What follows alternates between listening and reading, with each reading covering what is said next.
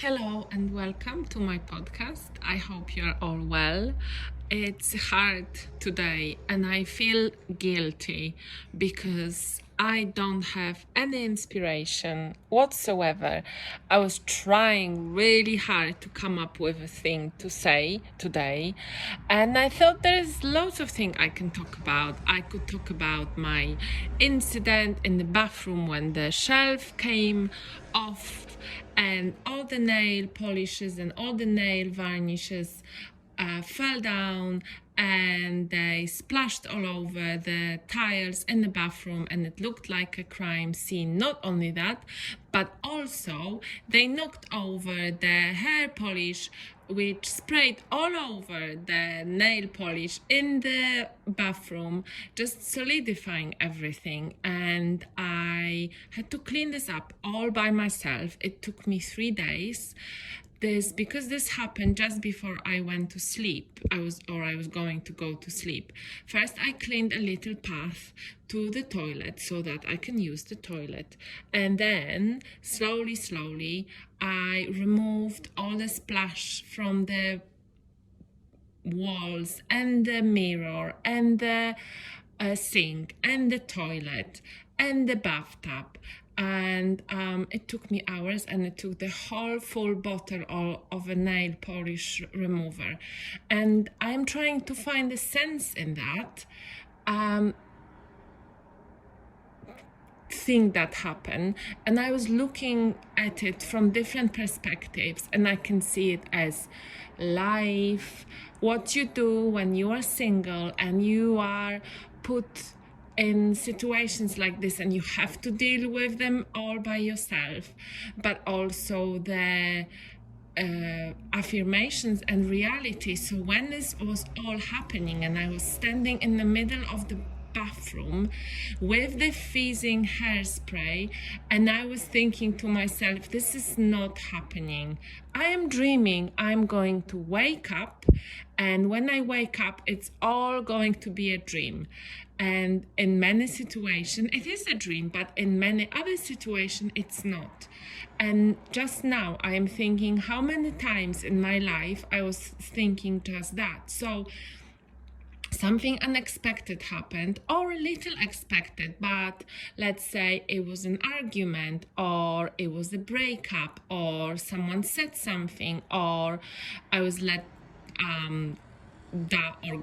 gone, or released, or made redundant from work. All of those little moments when you can kind of stop yourself and think and look at this as just a time frame of something, of a part of the life, and think, oh my God,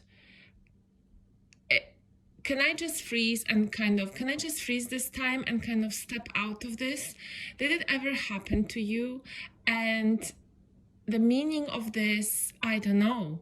And I am, obviously, as you probably know, I do read lots and lots of books about the power of now, about your inner child or inner critic, about stepping out and taking a step back and looking at the situation, about living in the moment. Does this all prepare us for moments like this? Probably. I didn't scream, I didn't cry, I didn't even call anyone. I just cleared up my way to the toilet and I went to sleep. And I was lying in my bed a little bit high on the hairspray, and I was still in a sense of disbelief that this happened, and couldn't sleep because of the hairspray. And I think I still have to sit with it for a moment, or maybe just let it go, have it as a fun story, and just know that that's what there is. And because things like this do not happen by itself, so that was just the second thing that something like this happened, because a couple of days earlier I was making bed at my parents', and somehow I managed to rip the cable of the wall lamp, so just a light wall light that was just next to the bed, which then disconnected all the fuses and all the lights in my parents' home, and all the electronics. Everything went dark, and I didn't know where the fuses are, or I was just able to find the ones that I kind of knew. I had to go to the neighbors. Not only that, my phone was dead, so I couldn't call my parents, and I couldn't charge it because there was no electricity at home. And again, the moment kind of stopped for a second, and on this time frame, but again, I didn't freak out as much. I remained quite calm, and I just said to myself, this is what it is.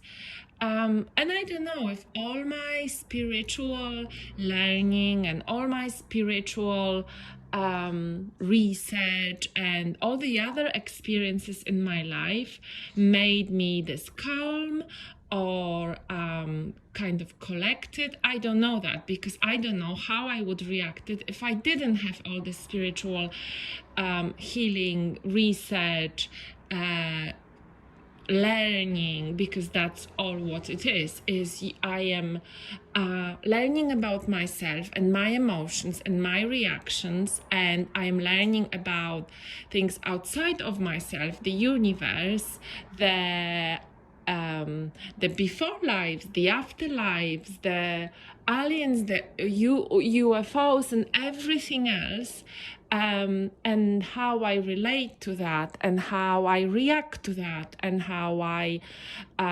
dissociate from that, or how I react when I am healed or when I am unhealed. And then those little, in relation to the whole cosmos, stupid things happen. They happen to, and it's not even anything in relation to other person, right? And I am not hurt. Is just the thing that happened. When I'm talking about this, it just seems so unimportant, but these little moments, in the moment that they happened, and after that, they altered time in a way. That was the first thing. The time was kind of altered, and it was going in sort of slow motion, and it was going in many directions. I don't know if you ever had this feeling, like the time split in like a tiny universe, not collapsing, but it was like something just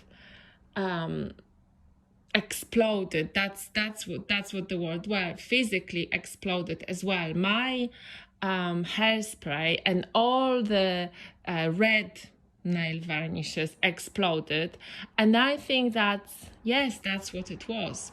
So the little explosion of time, and me being like in a tiny little universe. And it's funny because those two accidents, so one in the bathroom with the exploding nail varnish and an exploding hairspray, when the hairspray was basically just like going in circles in the bathroom, and I didn't know what's happening and what was the noise and all the spray. And also the energetic explosion of the electricity in my parents' house just a couple of days before. I knew when I start talking, it will come into sense, and it will have this kind of significance. These were little energetic explosions. Maybe they were trying to show me something. Maybe it's just me that is full of the I'm definitely full of cosmic energy. Maybe I needed some sort of explosion to regulate, because also on a physical level, just between those two things that happened, I got really sick. I had a flu, I had a stomach flu, I was really sick, and I couldn't move for 2 days. So So I don't know about the cosmic kind of where the planets are. I know there was a new moon and the full moon is coming soon. There wasn't anything kind of like a very, very significant. I know we are always moving out from planetary alignments and this and that, and they were quite significant planetary alignments, but that was some time ago, right? There wasn't anything that I can think of, but maybe there was for me. And I needed this explosion and this kind of, maybe there was a stagnant energy and that's what happened. In this, in the very similar kind of, what happened first, what really also shook me a little bit, was that I had a first session for a very long time with the therapist who totally didn't understand me. I left the session very anxious, very angry. The specialist or the therapist was just triggering me so much on the levels that I am very easily triggered. So my level that I'm very easily triggered is my communication, the communication skills, how I am being heard, seen and understood. And he basically was saying that he was confused and he didn't understand what I wanted from the therapy. Even though in my mind, I think I'm quite...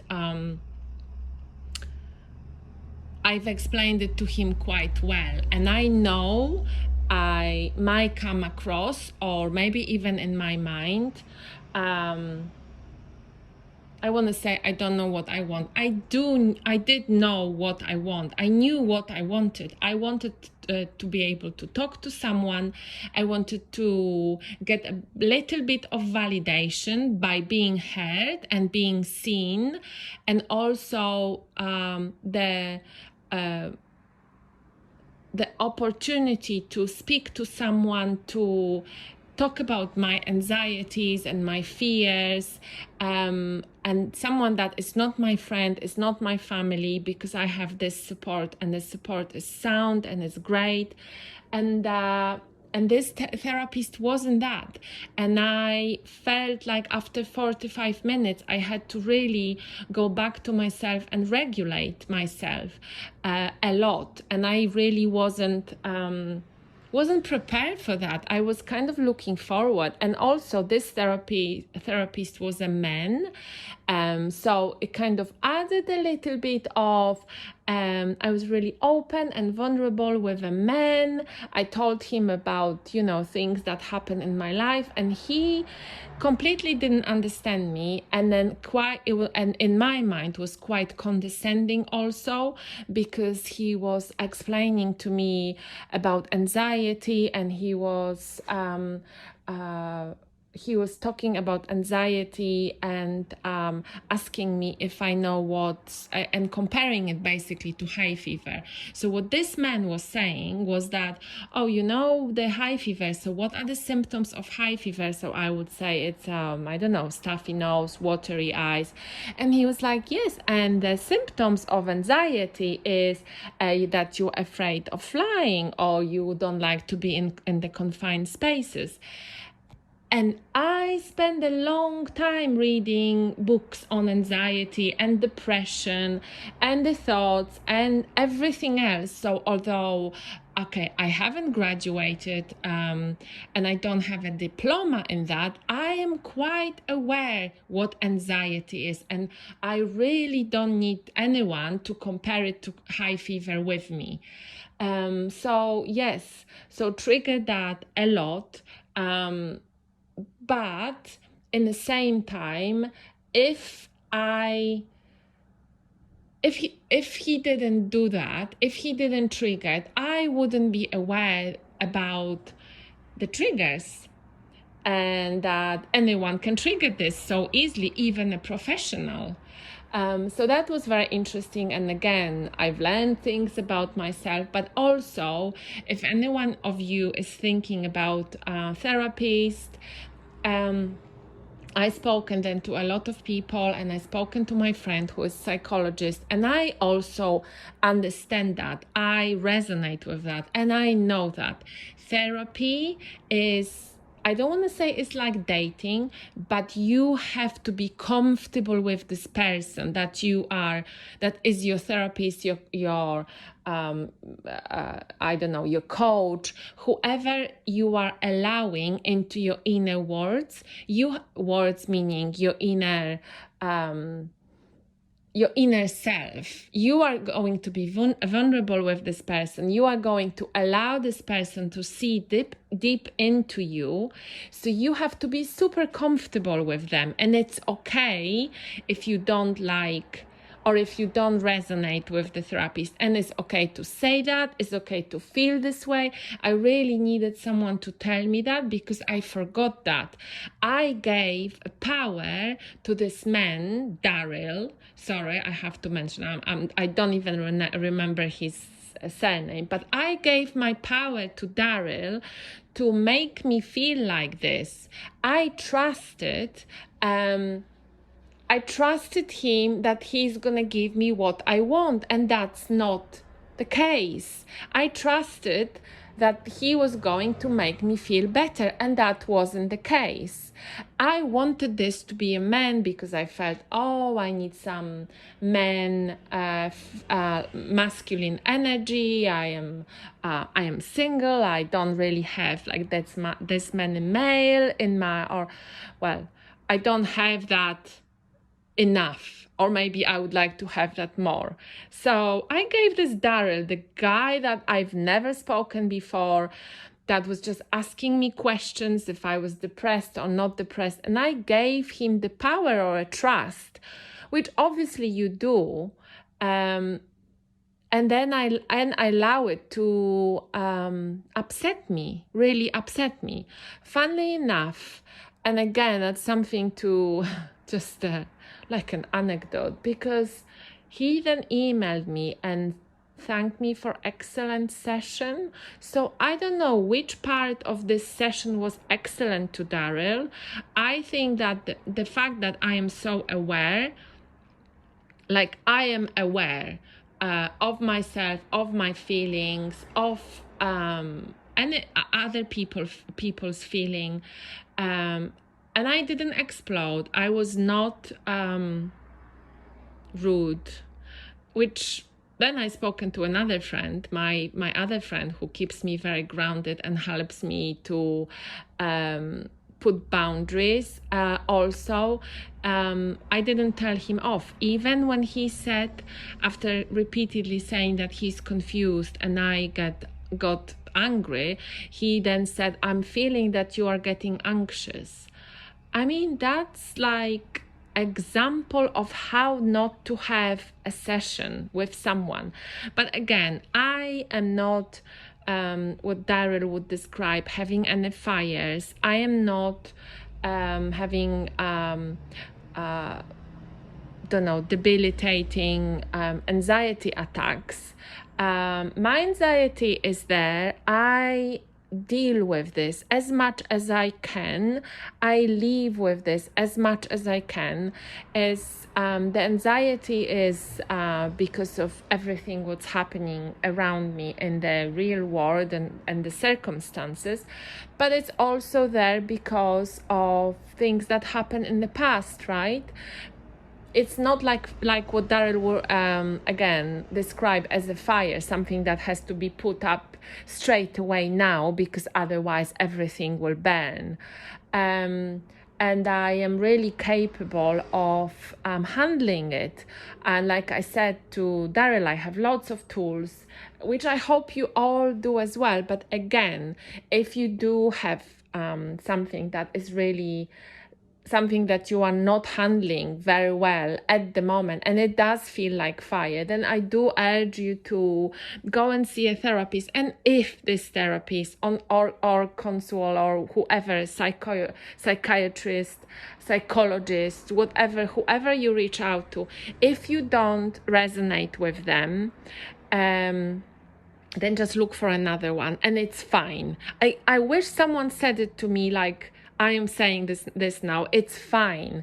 Like I said, is a person you're going to spend for another, I don't know, 20 sessions, 6 months, a year, whatever. And they're going to be with you and you're going to let them in. And then that's why they really have to be the right person. Also, another thing is that when I had a therapist for a year after my breakup, she was really good for that time. After a year, our ways parted. I stopped resonating with her. But in the same time, she helped me a lot. And so that was rant about Daryl. But also, hopefully, if you're listening to this and if you are thinking about getting therapy, please do. And I'm gonna get another therapist. That's fine. I called whatever this organization and I said what I didn't say anything bad about Daryl, by the way. Just that he wasn't listening because he was interrupting me. Couple of times and said that it was normal. I guess he just wanted to have his questionnaire answered, and okay, that's fine. I'm over Daryl now. And then the last thing was that happened to me, and I would be so interested if that happened to anyone else and how you felt. But I was on a plane. Just before coming on the plane, I locked eyes with this guy, and then couple of times, and then we got on the plane, and I sat down on my seat, which I thought was my seat, but it wasn't. So I changed to another seat because the first one I sat down was the wrong seat. And I sat down, and then I was reading a book, and when I looked up, he was walking into the plane on board, and he looked straight up at me, and then I just continue reading my book, and he sits next to me out of the whole plane. It was a big plane. He sits next to me, this guy. And then we were both reading our books, and then they dimmed the light, and this guy turned the lights on for me, which is a very kind gesture. Again, we didn't talk, but the energy, and it's not the same energy that was flying around in my bathroom or the one from the ripped cable, but again, energy. I felt it in my body. I'm really good at feeling it and igniting it and just letting it flow through the whole body. So definitely there was energy. And then I gave him my number when the flight was almost done. I just ripped a little piece of paper and I gave him my number. The thing is that we didn't speak one word. I just looked at him and gave him this piece of paper, a really pink post-it note, and he just reached out. He took it from me. I don't even know. I don't think that he said thank you. But maybe he did. But I was in my head, I was thinking, I'm gonna say this, I'm gonna say maybe you dropped it, I'm gonna say. I didn't have to say a thing. I just handed to him and he just took it. And funnily enough, that was again almost as if the time stopped. So am I stopping time lately? I don't know. I have to think about it. I have to look for those moments because they just happen. And yeah, maybe I have time stopping ability. I leave you with that. That was obviously a little bit of a joke, but also no. And I hope you have fun listening to this podcast, I guess. And thank you for listening. I speak to you soon. Bye bye.